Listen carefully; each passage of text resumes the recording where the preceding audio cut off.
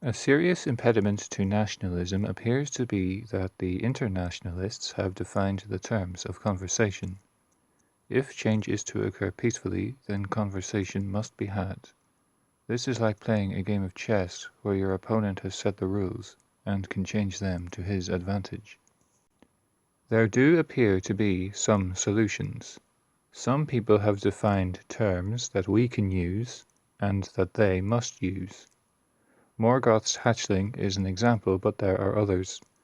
Millennial Woes has detailed the various archetypes of smug liberals. Other terms exist like spiteful mutants, midwit, head girl, anti-white, meme pathogens, NPC, etc.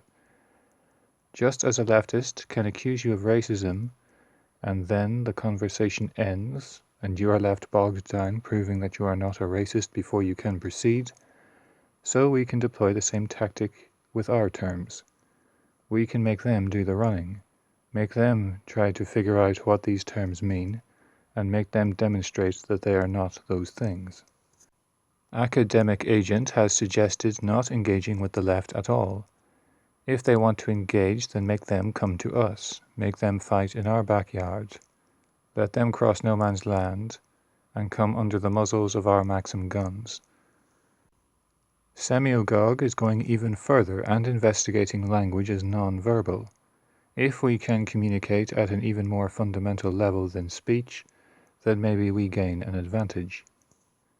I wonder if we should communicate at all, even if they come to us and get bogged down using our vocabulary. It occurs to me that the great mass of the left is irrelevant, because their role is to do nothing.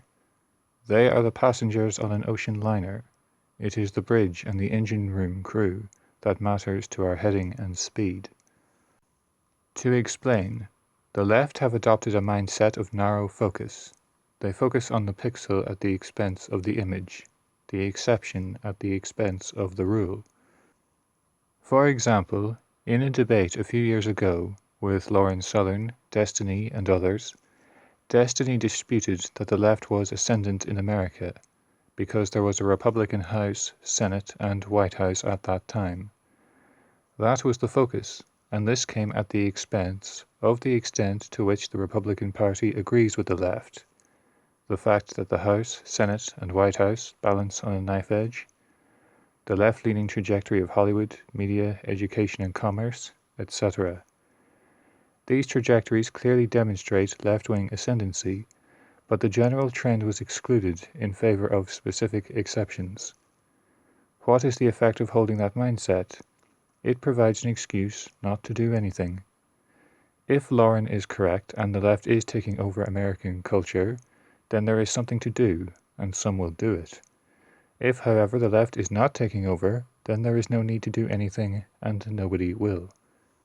The mindset encouraged by the left provides them with an excuse to do nothing, leaving the minority of people who do things free to operate. Let us operate and be free of them, rather than engage with them.